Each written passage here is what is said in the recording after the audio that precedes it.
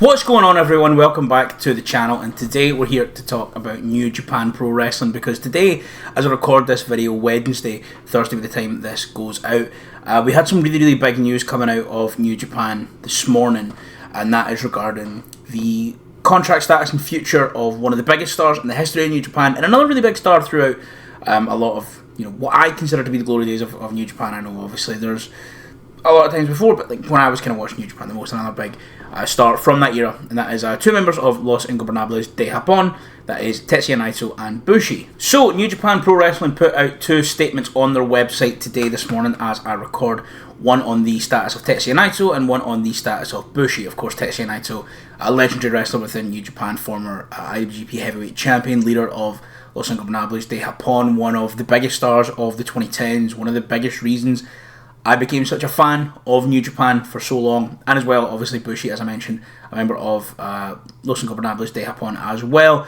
kind of historically in the junior heavyweight division, has been junior heavyweight champion and done a lot of good stuff down there. So they put out essentially two comunicado oficiales today, one regarding Naito and one regarding Bushi. So on a post to their Twitter, New Japan just put out quite simply regarding Tetsuya Naito's future status with New Japan Pro Wrestling, and also one that also said regarding Bushi's status with New Japan Pro Wrestling, both with the dreaded black and white lion mark. So I'll just read them both just now. So the Naito one says, thank you for supporting New Japan Pro Wrestling. In recent weeks, conversations have been ongoing between New Japan Pro Wrestling and Tetsuya Naito regarding Naito's future wrestling activities. As a result of these conversations, both parties have mutually agreed not to renew Naito's contract with NJPW. Both parties have arrived at this decision after careful consideration and lengthy conversation. Naito's contract ends on the best possible terms with NJPW, which joins fans in wishing Naito further success in any and all future endeavours. New Japan Pro Wrestling deeply apologises to NJPW and Naito fans for any concern this announcement may cause. Naito will make all of his scheduled appearances through the Dontaku series, including May 4th in Fukuoka, and looks forward to your ongoing support. And again, for the Bushi one, again, the dreaded black and white lion mark, when it just says, thank you for supporting New Japan Pro Wrestling. At his own request and after careful consultation, NJPW has come to terms with the departure of Bushi following currently scheduled appearances ending on May 4th in Fukuoka. NJPW apologises for any concern or disappointment caused by this announcement and joins fans in wishing Bushi the very best in all of his future endeavours. So this is obviously massive news to all fans of New Japan Pro Wrestling, myself included. I know in years I've become a bit of a lapsed fan of New Japan. I used to be I think over COVID, I think kind of COVID graps in New Japan wasn't the best. With a lot of guys kind of not being able to get out there, I think as well. AEW doing really good COVID graps. I feel like I just sort of lost a lot of interest in a lot of wrestling around it then.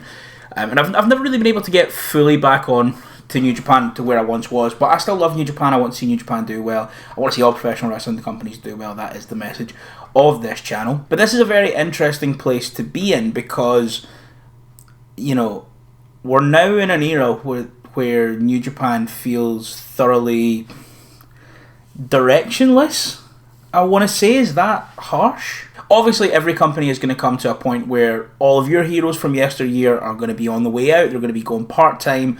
They're going to be leaving the company. But you look at New Japan kind of historically, you've always had the Gramps division. You've always had the guys in their 50s, like mid to late 50s, who are kind of past their sell-by, and have had their time in the sun.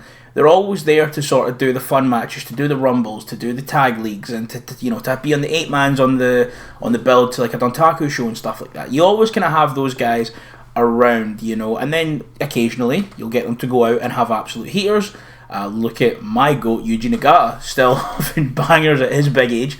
But again, a lot of these guys from a kind of older era, the sort of 2000s and stuff like that, a lot of those guys are still, maybe not actively competing, but they'll come out sort of 3, 4, 5 times a year, have a fun match, and send the crowd home happy. And that's kind of been the progression in New Japan for as long as I've been aware and conscious and consuming New Japan professional wrestling. I've always sort of seen that. But now, recently, there's been a lot of changes, especially with a lot of guys leaving. You had Kenny and the Bucks and Cody leaving to form AEW.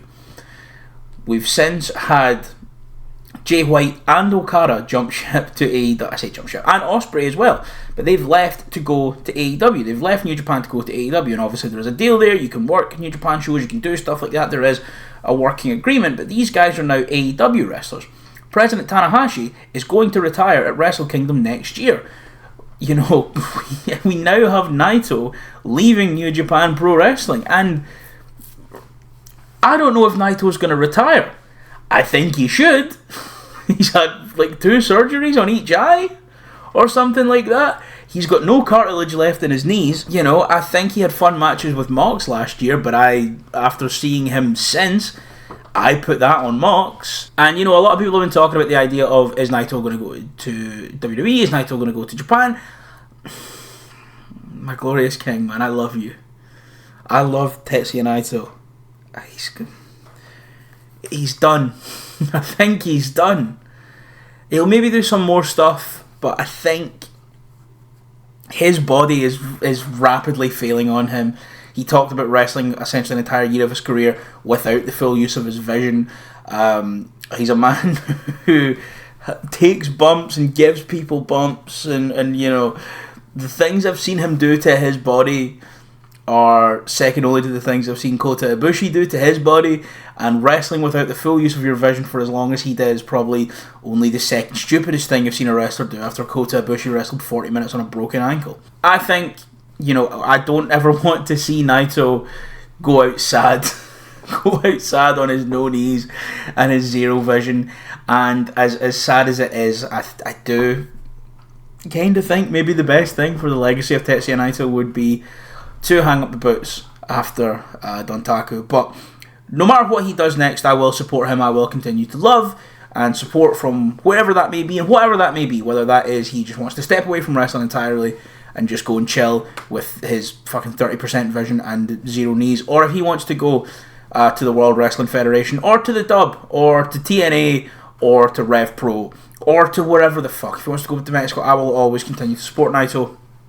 He's one of my favourite wrestlers forever. But this sort of shift, I feel like actually I shouldn't also gloss over Bushi, because Bushi's an incredibly talented wrestler as well. Bushi is, you know, he's really, really good. But thinking about it, Bushi's not really done much for a couple of years. Last I remember, he bottomed Best of the Super Juniors. He bottomed his block in Super Juniors in 2023, I believe. So I don't really remember him doing anything of note since then. I feel like a lot of the junior heavyweight division has kind of surpassed and overtaken Bushi.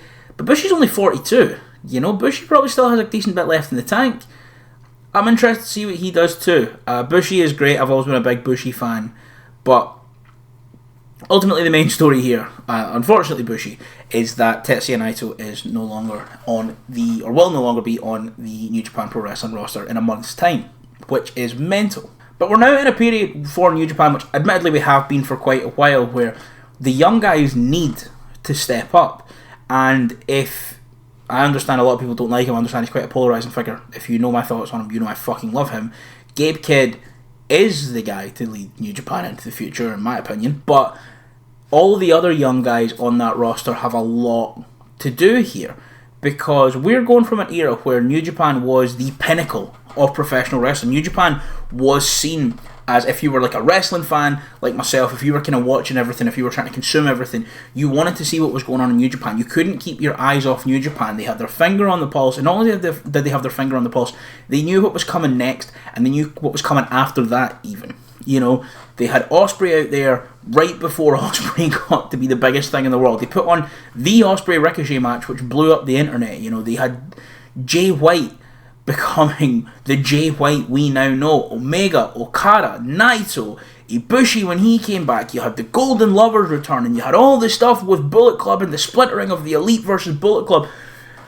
And even before that, you look at Prince Devitt. You know, you look at what they were able to do throughout the early 2010s all the way through. You know, bringing in guys like Shelton and MVP in the early 2010s. New Japan always knew exactly what they were doing, and now it feels weirdly directionless. And yeah, I would say a lot of the reason a lot of these guys went there at the time is there was no real viable American alternative to WWE at that time. And if you go to New Japan, you can wrestle in the Dome in front of 40, 50, 60,000 people. And also, it has to be said, New Japan are just simply not offering the money that the American companies can afford to offer, and that's completely okay.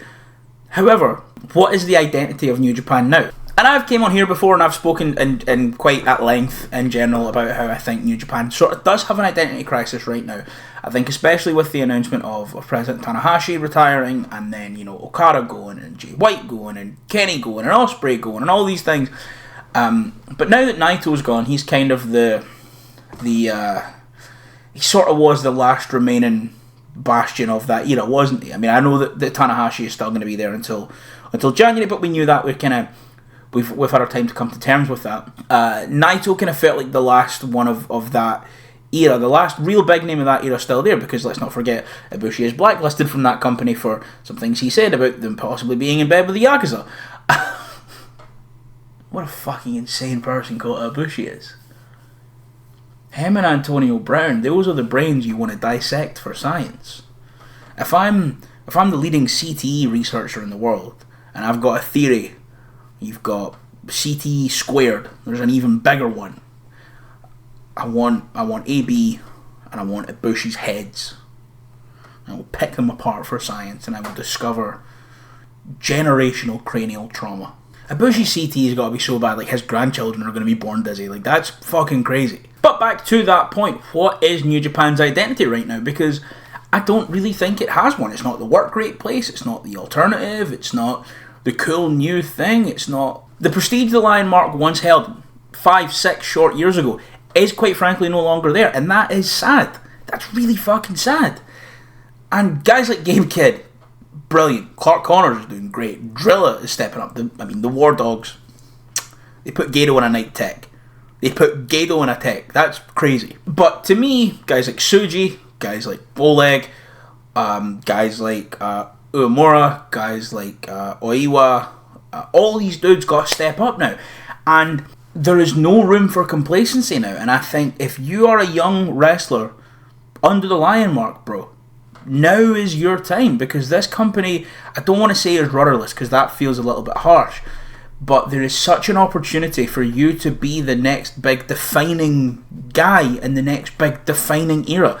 The same way that Fergal Devitt was that defining guy after the mid 2000s was a little bit of a shit show. The TNA rivalry or the TNA relationship went to shit. You had Lesnar coming in who didn't fucking want to be there. And then it was built through Devitt and the Super Juniors and guys like that. And then, the Bullet Club becoming a thing and all this stuff. Like, if you're those guys, you need to log the fuck in. Because of the big established main event guys, we've got Goto. I'm very happy that Goto is a champ. Goto has been a dude that I used to think was a bit of a geek. Never really got. A couple years ago, really locked in. Big Goto guy. You've got Sabre, obviously. You've got Big Tom, the greatest professional wrestler maybe ever. And then Evil. Evil, I guess. Sonata's become like a comedy guy, just jumping faction to faction. I don't get it. So, like, if you're a young guy on that roster, you've got to lock the fuck in. And if you're guys like Goto, and if you're guys like Ishii, and, if you're these guys as well, and Sabre as well, you're now going, let's get this fucking going again. Let's put everything we can to light this fire once more. And I really hope to see that happen. But I'm not too sure we get that. Because is there a world that WWE now see an opportunity with a weekend in New Japan to actually treat the Noah relationship properly? Is there a world in which they go, well, if these guys are dropping the ball, if Naito's gone and we're about to lose President Tanahashi, and the interest is maybe going to dwindle and they feel sort of vaguely directionless and they don't really know what's going on, do they now go, okay, Omos, go back, brother. Go back and actually wrestle there and fucking be over and continue to improve, because he was incredible in Noah this year. Incredible, maybe a little bit of a stretch, but I fucking loved every second he was in the ring. You send out Tavion Heights again, because they loved him over there last summer. You send these people out there. Is there a world in which WWE actually treat this relationship properly, purely out of spite, because that's the only way that they do business, to weaken AEW's Japanese partner and Japanese cohort? Is there a world where all Japan, go fucking let's go, let's do this? Probably not. They're a little bit all over the place. The Champions Carnival looks really good this year. I've seen some clips from it. It looks fucking rad. What does this mean? Is there going to be... Did DDT step up and take that next big leap? What happens? What is the next big thing in Japanese professional wrestling going to be? I'm very intrigued to see where this goes. And the cynic in me does think there's maybe a chance that WWE sees as an opportunity to point score. But, listen, if it's good for pro wrestling, it's good for me. But let me know what you think of this situation down in the comments down below. Do you think we're going to see Naito go anywhere else? If you do think that, and have you watched any of his matches recently? And if you have, tell me why. Why would you want to see him do that to himself? Why would you want to see him do it to me? Why would you want to make him see him do it to me, brother? But no, let me know what you think of all this down in the comments down below. Don't forget to leave a like and share this around to all your friends. Tell them about the handsome man on YouTube with a good wrestling opinion. Once again, guys, my name is Jake. This is where I talk wrestling. Thanks for watching, and I'll see you next time.